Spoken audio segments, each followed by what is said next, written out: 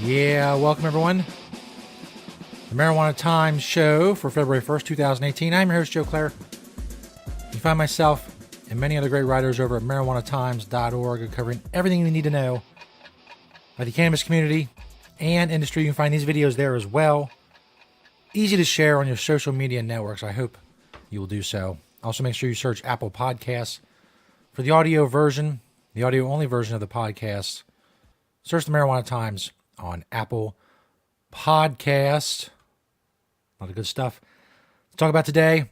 As always, officials in California are looking into the banking problems created by recreational marijuana legalization. Also, more about Jeff Sessions. I know maybe some of you about this point are tired of hearing about Jeff Sessions, but he has a lot of influence in the industry. Pardon me. Decided instead of being really unprofessional and coughing on the air, I will mute the microphone and then cough. Look at me, big time professional broadcaster. You're watching me mature and grow before your very eyes. So that's good for you. So we'll talk more about Jeff Sessions and what he's up to, and actually how he's kind of prodding the industry and the community and politicians into making a decision when it comes to marijuana legalization. Also, big news out of San Francisco in regards to past marijuana convictions. We'll talk about all that. First, of course, the awesome sponsor of the Marijuana Times show, NatureSideCannabis.com. If you are a cultivator, you want to pass regulations. There's pesticide regulations now in most states where cannabis cultivation is legal. You want to pass those regulations. You want to make sure you grow safe and poison-free. You don't want to put harmful chemicals on what you are growing and have your customers ingesting that. NatureSideCannabis.com. Go check them out. They're a proud sponsor of the Marijuana Times show. They can help you become regulatory compliant. They are on the approved pesticide list for cannabis cultivation in Colorado, Oregon, and Washington.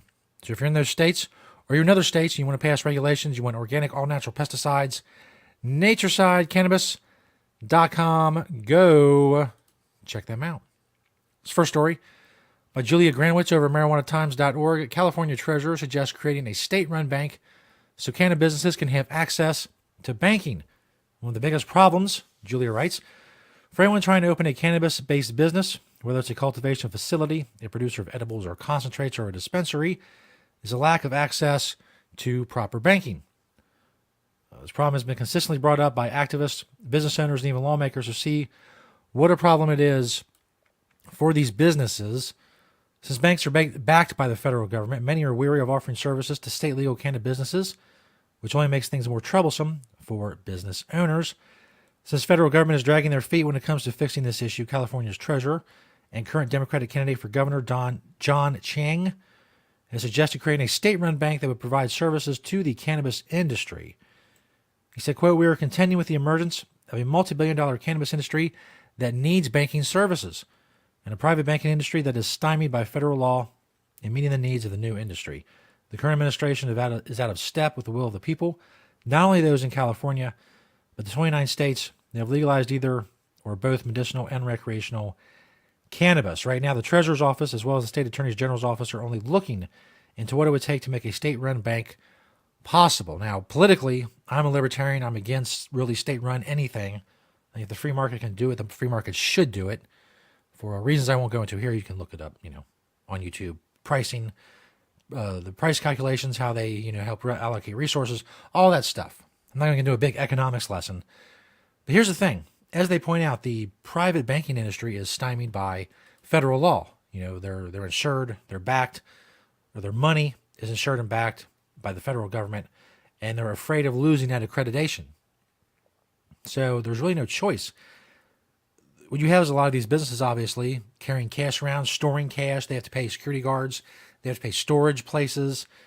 They have to pay the security guards to transfer to storage places, lock boxes, safes, the whole 9 yards, because they can't use traditional banks. So in a case like this, maybe it would take something like a state-run bank. It would at least be somewhere they can safely put their money, somewhere where it's all in one place, one secured location, instead of just wads of money and duffel bags and suitcases of money flying all over California. having a central location where the money can be protected with what banks protect money with: guards, alarms, locks, cameras, all of that. So it may be a better alternative. Right now, they're just looking into it. Maybe it'll, by that time, that maybe the federal government will do something about cannabis businesses. There is some banking legislation in the U.S. Congress that is gathering co-sponsors. Maybe that will alleviate the problem if the federal government will back off of the penalties or possible penalties when it comes to private banks using cannabis money or storing cannabis money. All that, of course, remains to be seen. This next story is from BuzzFeed.com. Jeff Sessions is making Congress mad with his pot policy, and it may backfire. Now, this is a story we've talked about before. The possibility that Jeff Sessions and the rescission of the Cole memo is something that is going to spur politicians, especially in the U.S. Congress where federal law needs to change. Maybe it will spur them into more action. Of course, this BuzzFeed article also points out how 3 weeks after Sessions gave federal prosecutors wide berth to begin marijuana busts in states where it's legal, Phil Scott, the Republican governor of Vermont, signed a bill making Vermont the 9th state to legalize the drug. There's also strong pushback in Congress. We talked yesterday about the 54 lawmakers. I believe it was yesterday. The 54 lawmakers have sent a letter to President Trump asking him to tell Sessions to back off, restore the Cole memo, and leave this up to the states. Republican Representative Dana Rohrabacher said it has awakened a sleeping giant. He said that the way politicians are reacting to Sessions repealing the Cole memo. The move by Sessions on the Cole memo has really activated people who were not active before, both inside Congress and across the country, the California congressman told BuzzFeed News. State lawmakers are also pushing back. So there's pushback from the federal level, the state level, against possible encroachment by U.S. attorneys when it comes to legal marijuana businesses. And that's a good thing.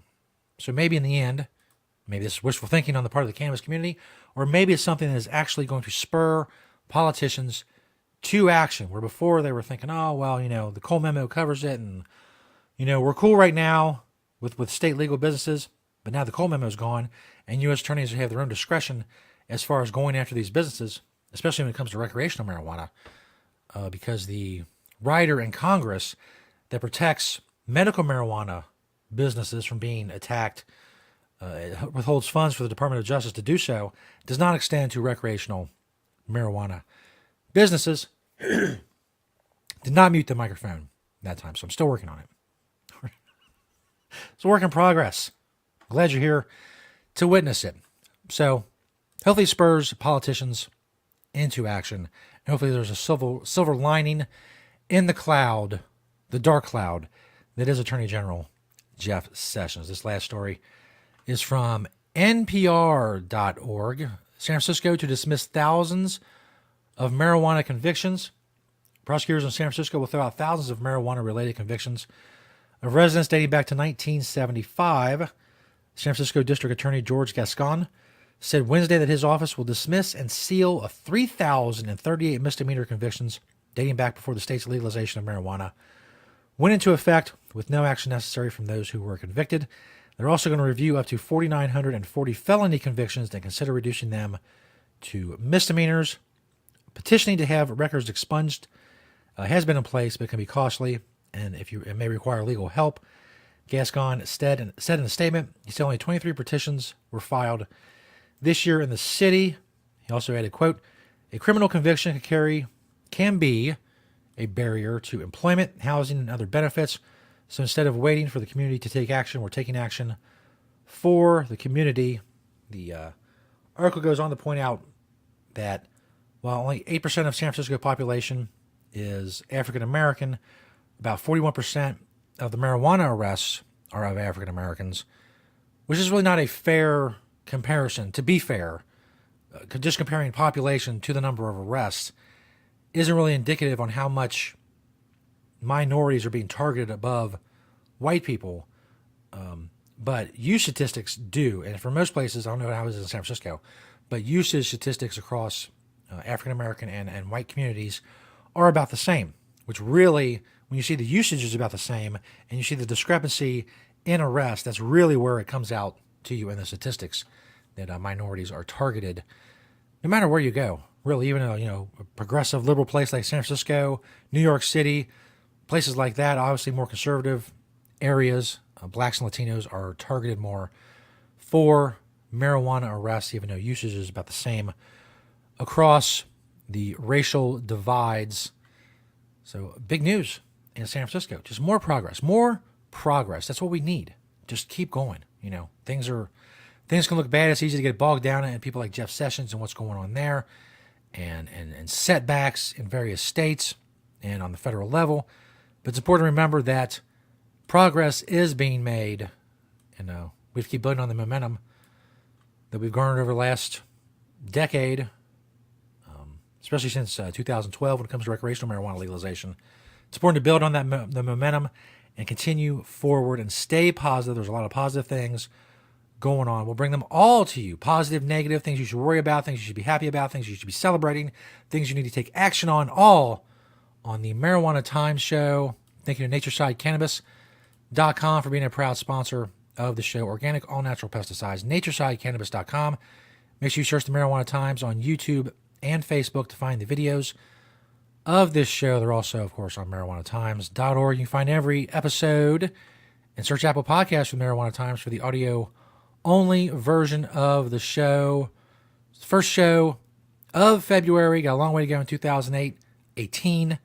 It's going to be a big year in the marijuana law reform movement, and we're going to cover it all for you right here on the Marijuana Times Show. I'm Joe Klare. Thanks, everybody, for listening and watching. We'll see you tomorrow.